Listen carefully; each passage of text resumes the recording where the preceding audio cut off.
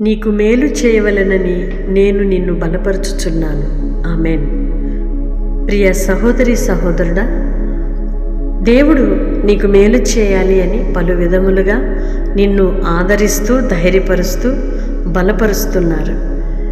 నిన్ను ఆయన బలపరుచుచున్నది ఎందుకు అంటే, నీవు మేలు పొందుకోవాలి, మేలును చూడాలి, ఈ భూమి మీద నీవు మేలును అనుభవించాలి, దేవుని కొరకు సాక్షిగా బ్రతకాలి అని నీవు బలహీనమైనప్పుడెల్లా ఆయన నిన్ను బలపరుస్తున్నారు. నీవు కృంగిపోయినప్పుడెల్లా ఆయన నిన్ను లేవనెత్తుచున్నారు.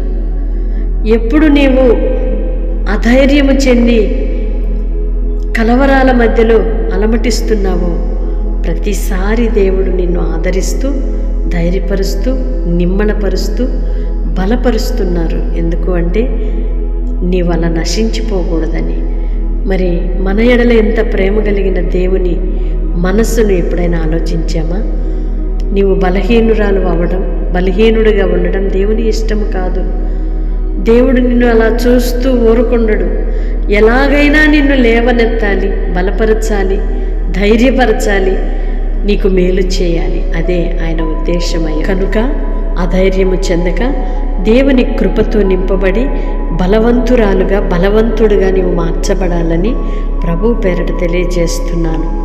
పరిశుద్ధుడు అయిన దేవ, ప్రేమ కలిగిన తండ్రి, మీ స్తోత్రాలు చెల్లిస్తున్నామయ్యా. మేము అనేక మార్లు బలహీనులుగా కృంగిన వారిగా అధైర్యము చెందిన వేళలో ఉండగా మీరు మమ్ములను విడవలేదయ్యా, మీరు మమ్ములను దాటి వెళ్ళలేదయ్యా. మేలు చేయాలి అని మా ద్వారా మీ నామం మహిమపరచబడినట్లుగా మమ్మల్ని ఎంతగానో ప్రేమిస్తున్నారు, బలపరుస్తున్నారు, ధైర్యపరుస్తున్నారు. మీ స్తోత్రాలు చెల్లిస్తున్నామయ్యా.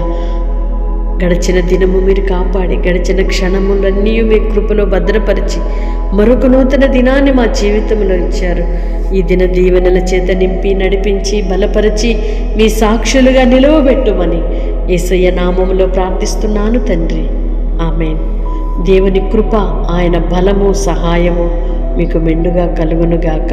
వాగ్దానము రిసీవ్ చేసుకొని తప్పకుండా ఇతరులకి షేర్ చేయండి. ఈ పరిచర్యలో పాలిభాగస్తులుగా ఉంటున్న మీకు నా హృదయపూర్వక వందనాలు, శుభాలు తెలియజేస్తున్నాను.